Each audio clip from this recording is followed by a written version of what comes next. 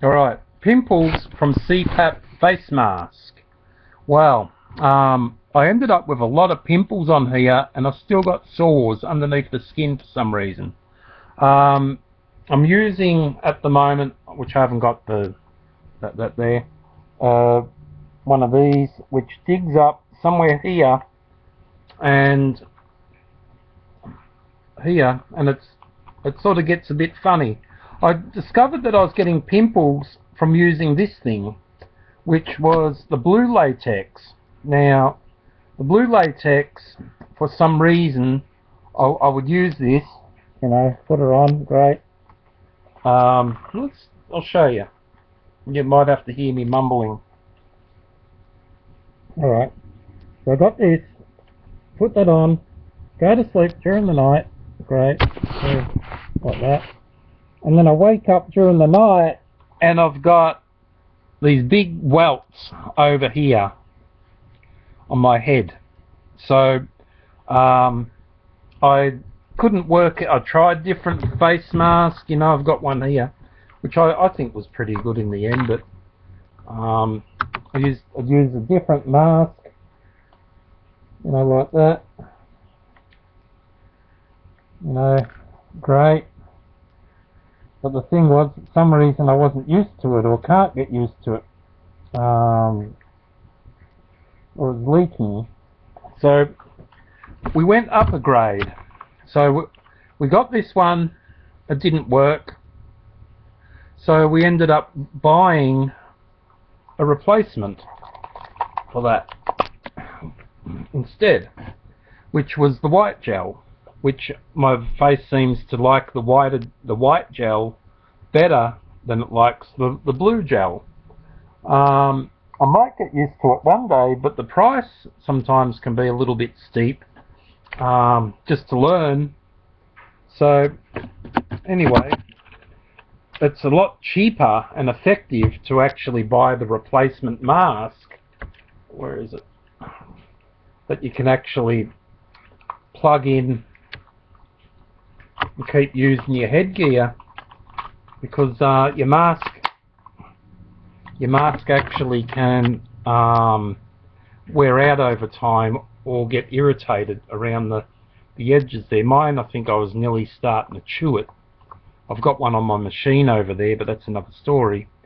But I get hot around the face at night, like being summer coming up and not having the great, the best air conditioner in the house. So this one here, they reckon it's one of the best. Not for everyone, of course. And I'll try to show you.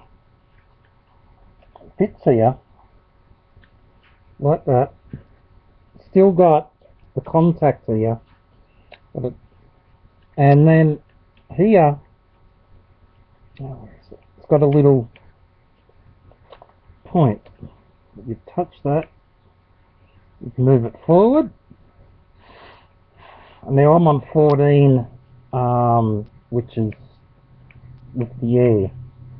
So you got this on, you can move this forward, you can move it back, you can move it forward. I seem to get alright. Sometimes it leaks just under here, or when you drop your mouth like that, you can see. So you have to have your face has to be relaxed to fit it. Right, you can see it how it works.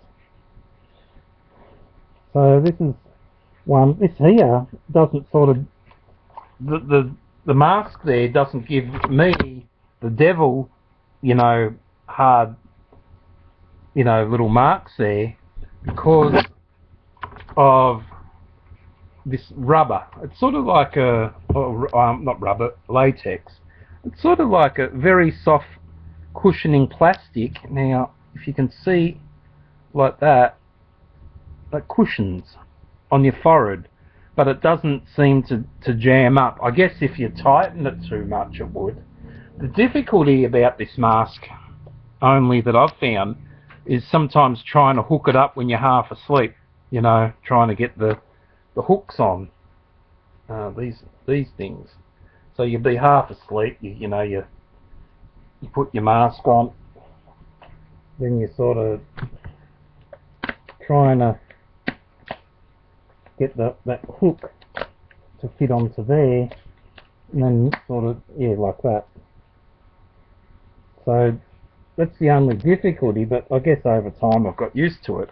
But as I was saying, the allergic side, or my oily skin, seems, or the heat that's generated from it seems to be allergic to that part up there.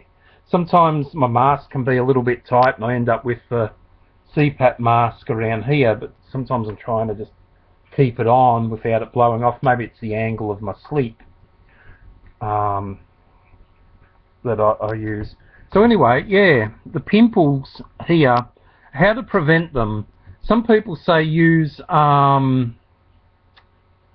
you know, anti-pimple cream, you know, or whatever it is, Clearasil or whatever the brand name is, or use a powder. There's a thing that my wife tried to make for me that I'll show you. She tried to make it that it would sit, and you can make it yourself. So we own the patent to this if anyone's going to pinch it, because we made it. Well, she did anyway. So if you can see here, it's got a split in the middle. Oh, where are you? There. It's got a split in the middle. There. And basically you tie it up, and it's going to still create a you know, this is homemade. So this is homemade. You know, we're not talking about going out and spending $50 on a mask that, you know, or a mask treatment to maybe stop the pimple or the connection. So we made one of these. Now, put that on there, and it keeps a barrier between there. But, you know, I guess you move during the night and everything else, and things change. So when we place that on top of here,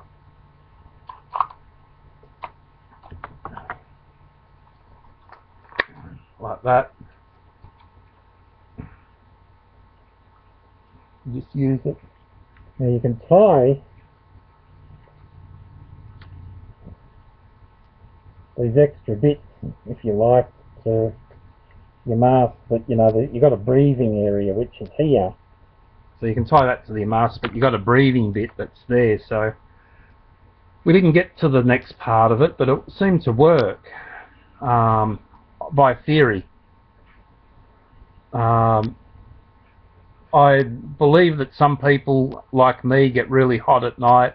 I believe that some people like me have oily skin that reacts with, you know, the stuff on this, or the, you know, whatever.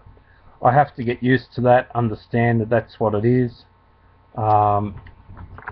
You know, I've tried a few different masks. I've tried the full face mask thinking that would be the greatest. It hurt my bloody eyes. My eyes went all red. And some of these things, when they leak and they blast up for some reason into your eye, so you end up with red eye. There is creams and everything else, but you need to work out what's going to work for you on the pimples and, you know, the rashes and all that sort of stuff that you get on your face. I have hair on my face here sometimes, just to create a barrier. They say, you know, you can get little leaky marks, but, you know, I don't know if you can see. It just sort of creates a little bit of a barrier between the mask and my face. Anyway, I hope you enjoyed and learnt something else about CPAP machines, not from an expert, just from someone who's used them.